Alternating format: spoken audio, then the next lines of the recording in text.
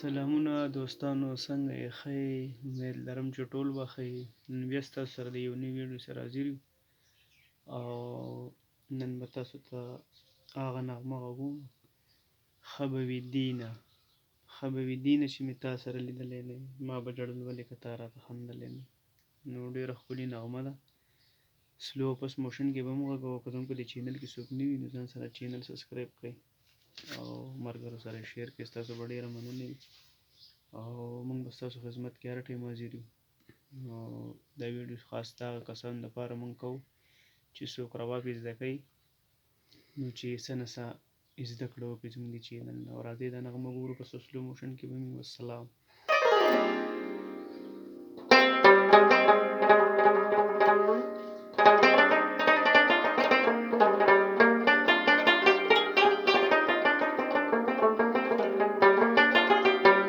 کوم بیټ چې ورسره لګي که نه، مثال تاسو سره طبلې والی یا نشیه منګې مار، نو داسې به ډایرکټ نه شروع کړي.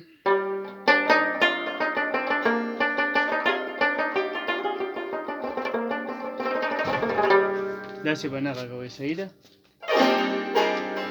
زما ویډیو به لږ اوږدېږي خو په مقصد هم ځکه پوه کوم چې بیا پکې مسلې نه وي. صحیح ده؟ تاسو ته به اساني جوړو که نه، چې څه تاسو ته په کومه خبره اساني جوړېږي موږ به تاسو ته هغه ظاهره کوو خبره. ټیک ده ملګرو؟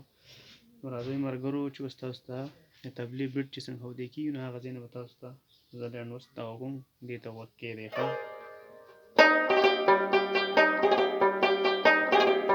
داسې به یې غږوئ. ښه، طبلې یا منګې مار سره تاسو ناست یئ نو داسې رباب په بیا دې ځای نه به شروع کوئ دا نغمې.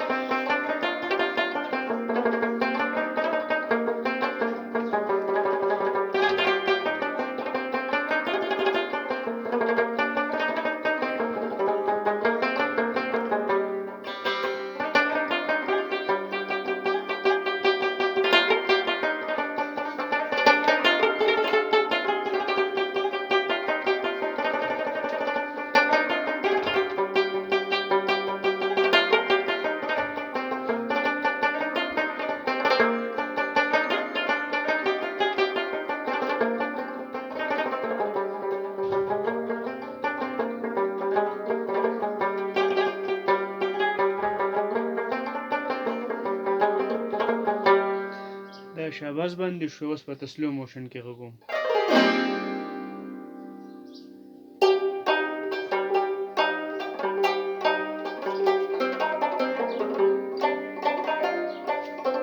اوس دې ګوتو دې ته غوږ کېږدئ.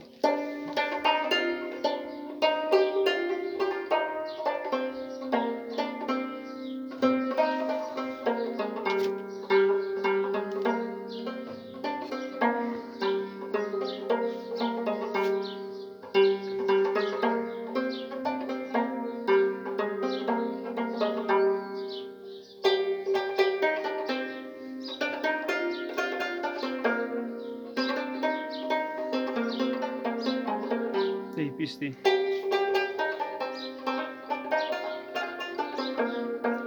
پیس ورسره مثال ار یو لګي خو دا پیس ورسره سورناک راځي.